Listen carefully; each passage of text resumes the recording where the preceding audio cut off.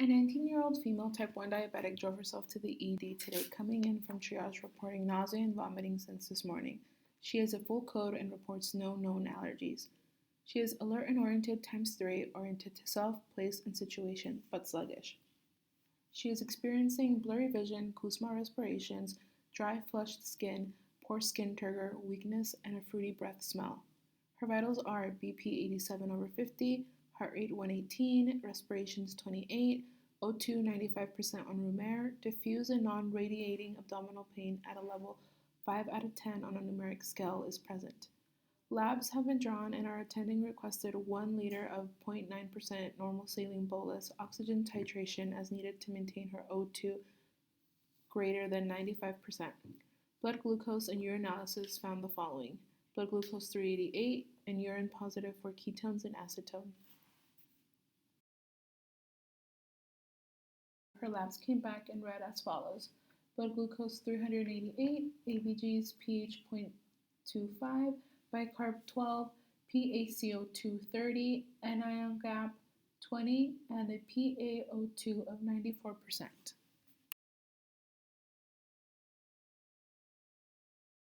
Creatinine 2.1, sodium 111, potassium 5.5, chloride 90, phosphorus 2.5, and magnesium 2.0. The CBC revealed a white blood cell count of 13,000, RBCs of 4.7, hemoglobin of 12.6, and hematocrit of 37%. In the ICU, Maria finished the IV bolus of regular insulin that was started in the ED, and the ICU nurses preparing for the end. Hi Maria, I'm Yaneli. I'm going to be your nurse today. I'm going to start with what is called a head-to-toe assessment Now that I'm done with your admission assessment, let's talk about your diabetes and what happened today. Yeah, I guess. Okay, when did you find out you were type 1 diabetic? A few months ago, I don't remember exactly when. Okay, tell me what you know about type 1 diabetes. Well, the doctor said I need to inject myself in my stomach with some medicine and that I need to watch what I eat and stuff. All that is true, you have very important medical considerations to take with your type 1 diabetes. So, type 1 diabetes is a condition in which your body, specifically an organ called the pancreas, makes little or no insulin, which is the medication you must be talking about. You take this because your body does not make it on its own. Do you have any questions so far? What's the insulin for? Insulin is a hormone. It helps your body break down sugar. Without it, your sugar levels can get dangerously high. If you continue without insulin, an episode like this can occur again. Oh, Have you been checking your blood glucose sugar and giving yourself insulin? well, I used to. Tell me, do you have access to insulin and supplies to check your blood sugar? Not really. Tell me more about why you don't have access to these things. I don't really want to talk about it. You know, it is important that you take your insulin and check your blood glucose level so that your diabetes is under control and you do not continue to face future complications. It just makes me so sad to think about it. Tell me more about that. I haven't been taking the insulin you're talking about because I can't afford it. I only use it sometimes when I think I need it the most, but I don't have insurance, so my uncle usually gets it for me, but I can't keep asking. I understand that diabetes can be a financial burden. Tell me more about how your financial situation is affecting your ability to purchase supplies and medication. Okay, well, I'm going to tell you something because I don't want to die and I do want to take care of myself. So I lived with my grandmother all of my life and she struggled financially to raise me. She passed away about a year ago, and since I was already 18, I chose to go live with my uncle's family.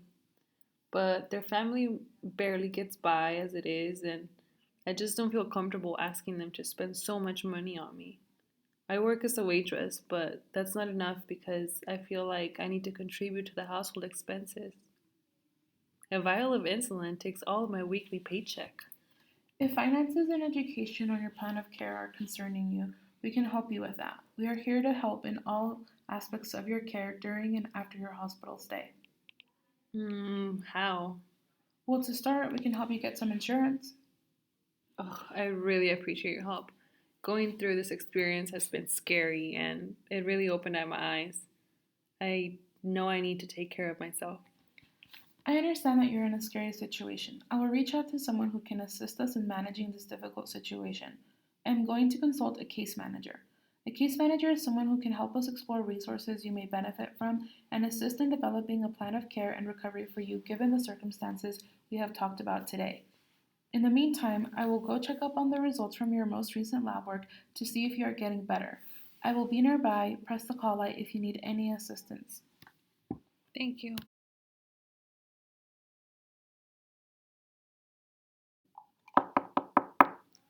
Hi Maria, I am Denise, the case manager for the unit. I heard that you were having some concerns about getting your medication and supplies. I met with the social worker earlier today and had a short discussion about the resources you qualify for. Tell me again, what are your main concerns today? Well, getting insurance so I can start taking my insulin again. And in regards to the test strips, they're also very expensive and it all adds up a lot. All right. Do you have a glucometer, a device that reads your blood sugar level? Yes, but it's old and it uses specific strips that are very expensive. Okay. We can prescribe a modern one that is not only easy to read but uses low cost strips. As for the insurance issue, we have already began to scout out medical and Medicare to assist you in the long term in getting your supplies and medications. We think you would greatly benefit from parts B and D specifically. It covers test strips, medication, among other equipment. Wow, that's very nice. I really appreciate that. But how much am I gonna have to pay for this insurance? For now, because you are approved, it would greatly depend on your income. I have the application here to fill out specifics. They do this so it does not place a whole lot of financial burden on you. It covers retroactively so you are covered now, and whatever you do end up having to pay, they'll notify you via mail and email. That's honestly great news to me.